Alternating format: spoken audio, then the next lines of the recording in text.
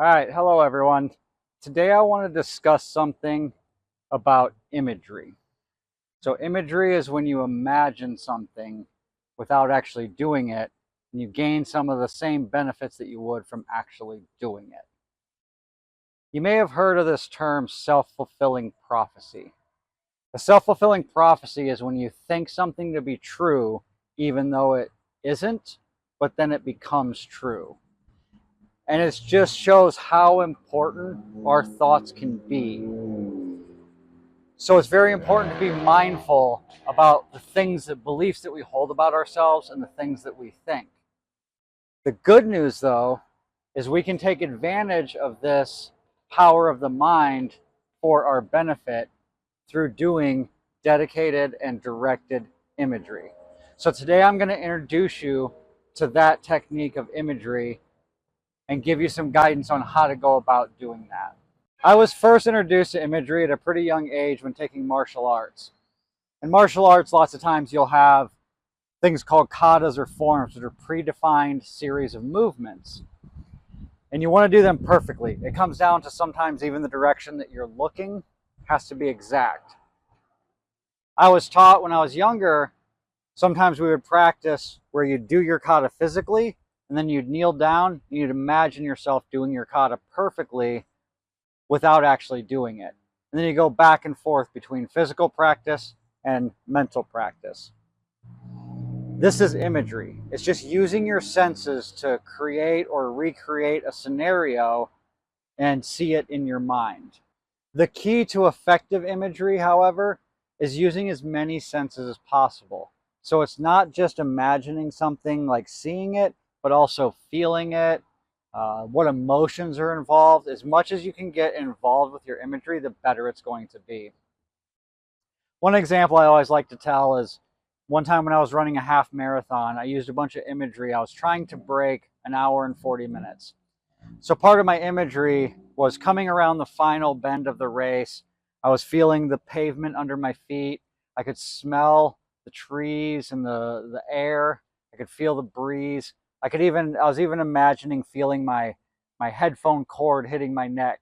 This was before all the headphones were wireless.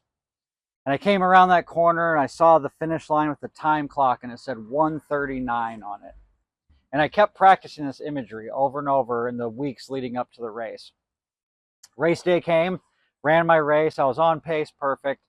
I came around that corner and everything was exactly how I had imagined it. The only problem was when I turned that corner and I saw the clock, it said 1:39:52. My first thought was, damn, I'm more than 8 seconds from the finish line. I ended up running a 1:40, like 13 or something like that.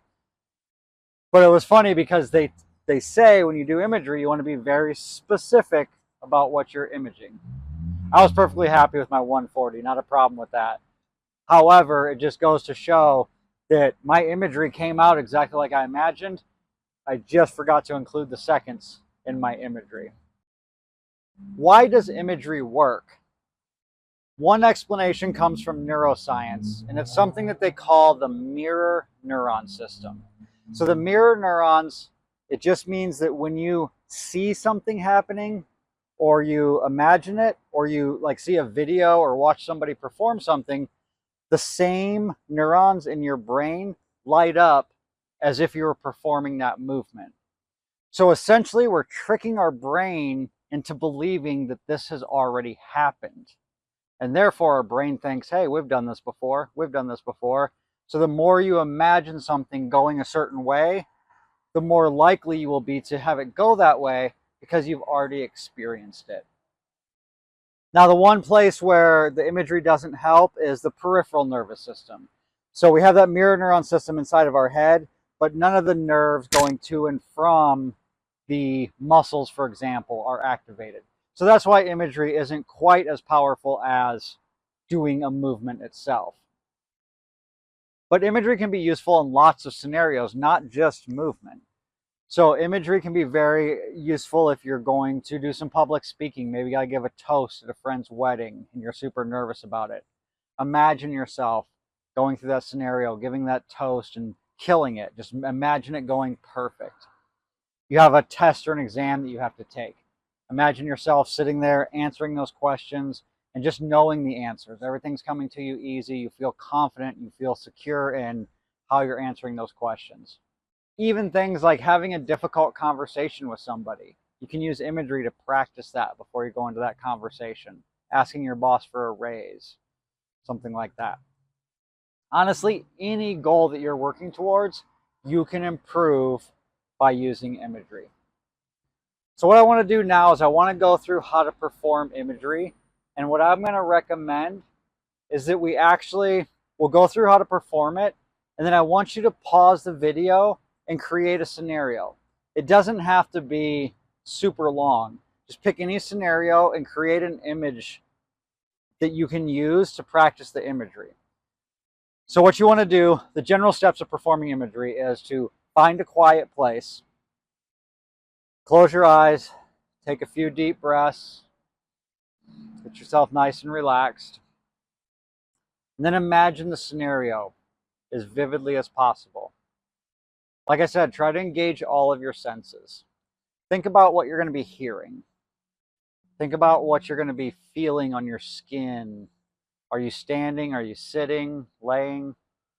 Think about how that's going to feel. Think about what you're seeing. Think about any smells. Okay, so use all your senses. Then also go into any emotions. The example of a race like the half marathon, there's this emotion of elation as you're crossing the finish line. You're really tired, but you feel really good. So try to think of all those things and then create that image. What I like to do is write down my imagery, and then you can go back and you can add things to it. And then what you want to do is repeat the process regularly. So if you just spend even 3 or 4 minutes creating your image, and then you go through it a couple times, you can go back and sometimes just close your eyes, relax, and take 10-15 seconds to imagine that scenario. This is something you can do throughout the day leading up to whatever it is that you're wanting to imagine. So go ahead and pick any scenario in your life right now that you might be facing, anything that you might want to use imagery for, and go ahead and pause the video and write down a scenario and try to get some of these things. Ask yourself, okay, what am I feeling? What are my emotions? What sounds am I hearing? Just all those things that we just discussed. Go ahead and do that and create yourself that first kind of base imagery for that situation. Awesome. Now what you can do is you can go back to this imagery that you created, and like I said, just spend 10 or 15 seconds getting into the moment and imagining that. Trick your brain into thinking that you've already done this, and you will have huge success with this. It is a very, very powerful mental skills technique. You know, one of the things is we have up to 50,000 thoughts every day. These thoughts are highly repetitive, and there's also a lot of them that are negative. And when you have the negative thoughts, and those negative thoughts are sometimes the repetitive thoughts, it can be hard to be positive. And that's where imagery can come into play. We're starting to direct some of our thoughts. You can even use imagery to imagine yourself having more positive thoughts and start to get on the upswing of this so that you're producing more positive thoughts and less negative thoughts in a day. So in conclusion, pay attention to your thoughts, how you see yourself and the world around you. Whatever you're trying to accomplish, take some time to create those images and then go through them and regularly repeat imagery. Again, it doesn't take very long at all. So this is a super powerful technique that you can do without you're not spending hours training. This is something very simple. You can spend a minute a day doing imagery. It's going to improve your life. Self-fulfilling prophecies are real. The things that we think are what eventually happen and come to us. So you want to start engineering your thoughts to be the things that you want and convince yourself that you can achieve them. If you have any questions about this, feel free to reach out to me. I love discussing imagery and all things mental when it comes to training and life in general. Thanks.